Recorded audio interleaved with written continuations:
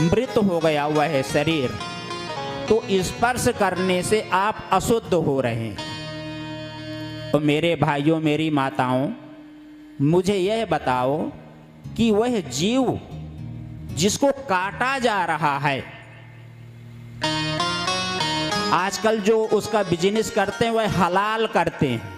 मतलब हलाल का मतलब क्या होता है? तड़पा तड़पा के उसको मारना, तड़पा तड़पा के उसको मारना।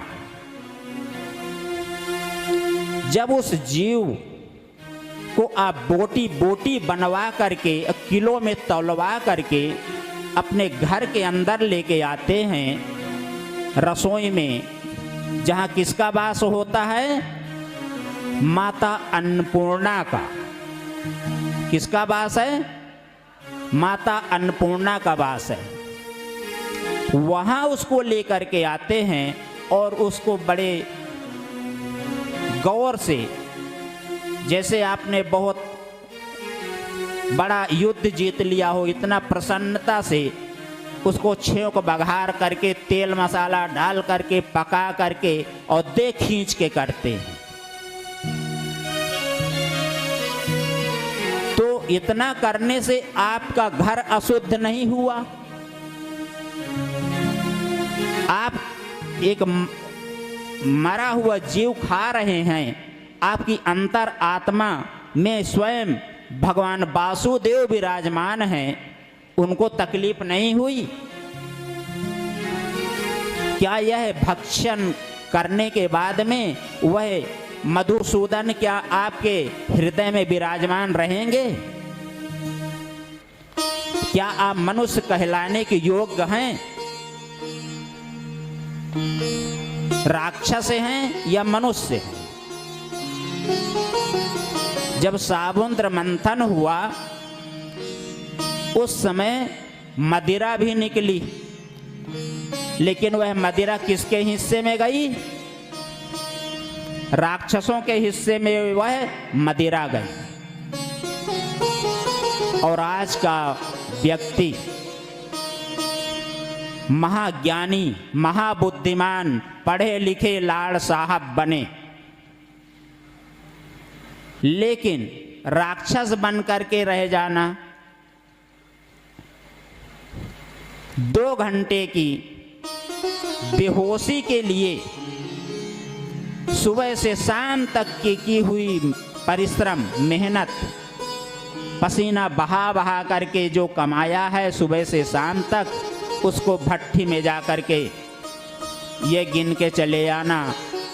और एक मुल्ला की दुकान में जो आपके बच्चों को काटने के लिए डेली छुरा में धार लगाता है कि कब मिल जाए चुटैया वाला, टीका वाला, उसकी गर्दन साफ कर दें, आप उसको मजबूती दे रहे हैं।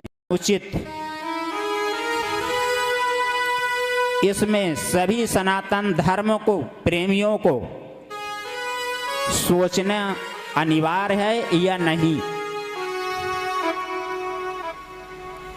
आप किसी भी सनातन वाले की दुकान में कोई सामान लेने जाते हैं तो उस जो धन आपने दिए हैं उस धन से सत्कर्म होगा।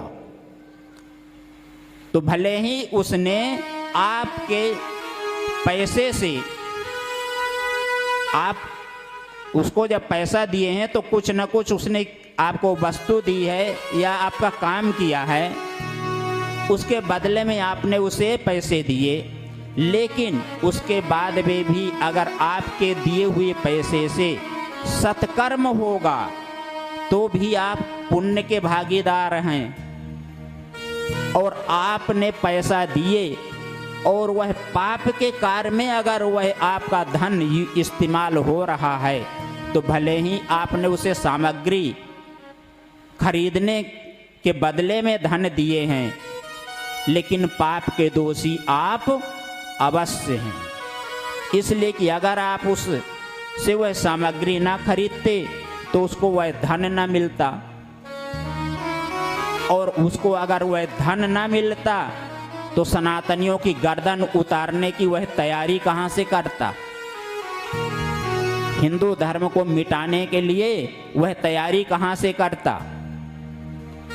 आज बारीकी से अगर आप गौर करते हैं तो सनातन धर्म के जितने युवा युवती हैं ये सब किस चीज के शौक रख रहे हैं? नौकर बनने के। किस चीज का? नौकर बनने का। नौकर रखने वाले बनने की सोच समाप्त हो चुकी है सभी में। सभी को क्या चाहिए? नौकरी। लेकिन नौकरी देने वाला बनना यह समझदारी है या नौकर बनना यह समझदारी है? माता पिता सुबह से शाम तक परिश्रम करके बेटा हो या बेटी हो उनकी भविष्य बनाने के लिए कोटि दिमाग दौड़ाते हैं, परिश्रम करते हैं और अंतोगत्वा वह जिज्ञासा क्या उत्पन्न करते हैं? नहीं, हमें तो नौकरी चाहिए, हमें नौकर बनना है। आज जितने भी बिजनेस व्यापार हैं,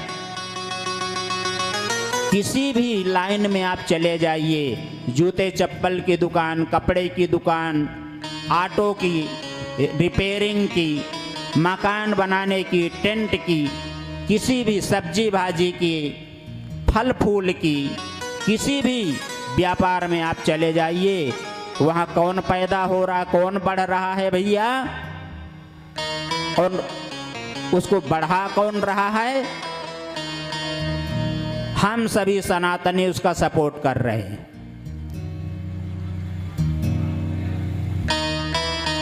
अगर हम सभी सनातनी यह ठान के बैठ जाएं कि हम जो कुछ भी लेंगे एक सनातनी वाले से ही लेंगे, जो भी हम काम कराएंगे एक सनातनी वाले से ही कराएंगे, जो भी यात्रा करेंगे वह एक सनातनी वाले की ही गाड़ी होना, तो वह दिन दूर नहीं है, वह दिन दूर नहीं है कि वह घुटने पे आके आपके सामने झुक जाए।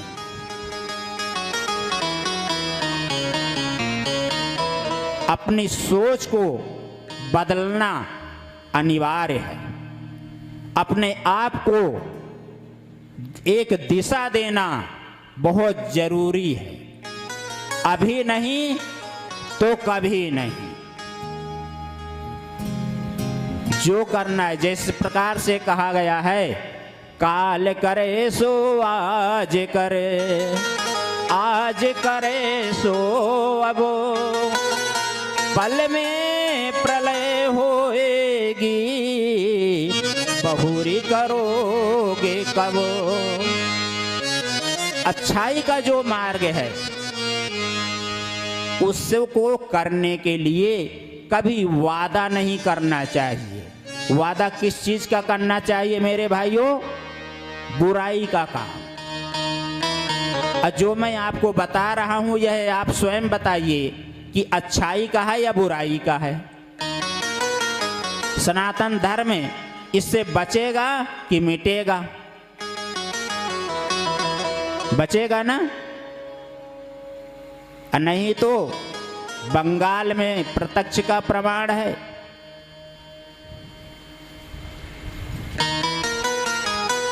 सभी धर्म वालों को आप देखेंगे उनके अनेक देश बने हुए हैं। ईसाइयों को देख लीजिए, उनके अलग देश हैं।